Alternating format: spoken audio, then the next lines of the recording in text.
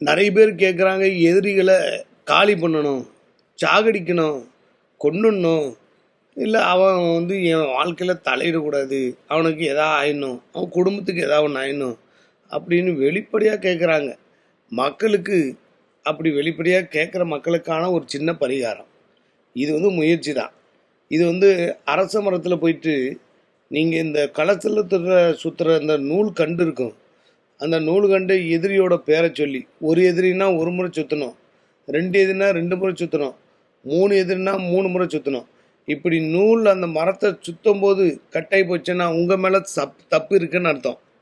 அப்போ என்ன பண்ணால் அன்னைக்கு புள்ள சுற்றக்கூடாது, அடுத்த முறை முயற்சி பண்ணணும். முதலேருந்து நூல் சுற்றுனீங்கன்னா சம்மந்தப்பட்ட ஆளுக்கு தண்டனை நீங்கள் கொடுக்கணுன்ற அவசியம் இல்லை, இந்த மரமே கொடுக்கும்.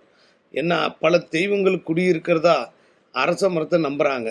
அரச மரத்தடியில் தான் விநாயகர் இருப்பார், முனீஸ்வரன் இருப்பார், பல தெய்வம், ஊருக்காவல் தெய்வமே சில நேரத்தில் இங்கே இருக்கும். முயற்சி நம்மளோடது, முடிவு கடவுளோடது. இல்லை முயற்சி பண்ணி பாருங்கள், சின்ன விஷயம் தானே.